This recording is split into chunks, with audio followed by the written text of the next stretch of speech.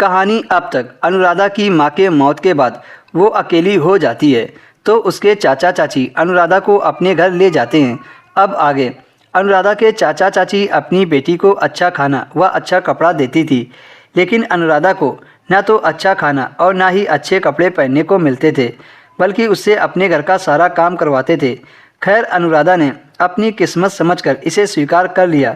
एक दिन अनुराधा घर पर बर्तन मांज रही थी, तभी उसके चाचा शहर से आए और उसकी चाची से कहने लगे कि शहर के एक घर में काम वाली की ज़रूरत है, क्यों ना हम अपनी अनुराधा को वहाँ पर काम पर लगा दें। इससे हमारे पास पैसे भी आते रहेंगे और अनुराधा वहाँ पर काम करती रहेगी। अनुराधा की चाची इस बात से खुश हो गई। अगले दिन अनुराधा के चाचा अनुराधा को अपने साथ शहर ले गए। वहाँ पर वह लोग एक बड़े घर में गए, जहाँ पर एक औरत अपनी दो बेटियों के साथ रहती थी। उसके चाचा ने उनसे नमस्ते किया कि आज से अनुराधा यहीं आपके घर काम करेगी। मैं इसे सुबह छोड़ जाया करूँगा और शाम को ले जाया करूँगा। उस मैम साहब ने अनुराधा की तरफ देखा और पूछा कि तुम घर का सारा काम कर सकती हो या नहीं। अनुराधा ने बिना कुछ बोले हाँ में इशारा कर दिया। इतने बड़े घर का सारा काम अनुराधा को करने में बहुत कठिनाई होने वाली थी, लेकिन वह हाँ करने के अलावा कुछ और बोल भी नहीं सकती थी, क्योंकि उसके मन में चाचा चाची का खौफ जो था। फिर उस मालकिन ने अनुराधा को घर का सारा काम समझा दिया और वह रसोई घर में काम करने लगी। पूरा दिन काम करती थी और शाम को उसके चाचा उसे घर ले जाते थे। घर जाकर वही रूखी सूखी रोटी खाने को मिलती थी। दूसरे दिन उसके चाचा फिर से उसे छोड़ आए। कुछ दिन तक तो ऐसा ही चलता रहा। एक दिन मालकिन के घर में बहुत सारे मेहमान आए तो काम भी बहुत हो गया था। इसी वजह से मालकिन ने उसे शाम को घर नहीं भेजा था।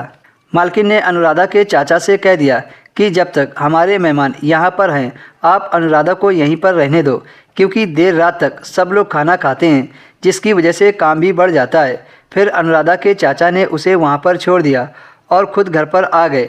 अनुराधा वहाँ पर देर रात तक काम करती रही और वहीं पर उसकी मालकिन ने उसे रहने के लिए एक कमरा दे दिया।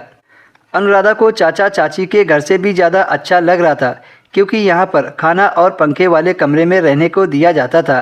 लेकिन अनुराधा जब मालकिन को अपनी बेटियों के साथ देखती तो उसे अपनी माँ की याद आ जाती थी। ऐसे ही दिन गुजर गए। मेहमान तो चले गए, लेकिन उसकी मालकिन ने उसे अपने घर नहीं भेजा। मालकिन ने साफ बोल दिया कि अनुराधा अब यहीं रहेगी। अनुराधा की मालकिन और उसकी छोटी बेटी के साथ अच्छी बनने लगी थी। त्योहार पर उसकी मालकिन नए कपड़े भी दिलाती थी। मालकिन की छोटी बेटी बहुत अच्छी थी, वह उससे घुल मिल गई थी। लेकिन उसकी बड़ी बहन बहुत गुस्से वाली थी। वह अनुराधा को नौकरानी ही बोलती थी और ठीक से बात भी नहीं करती थी। एक दिन अनुराधा ने देखा मालकिन की छोटी बेटी कमरे में तेल और केला लेकर गई थी। अभी कुछ देर ही गुजरी थी कि तभी अनुराधा ने कुछ ऐसा देखा जिसे देखकर उसके होश उड़ गए।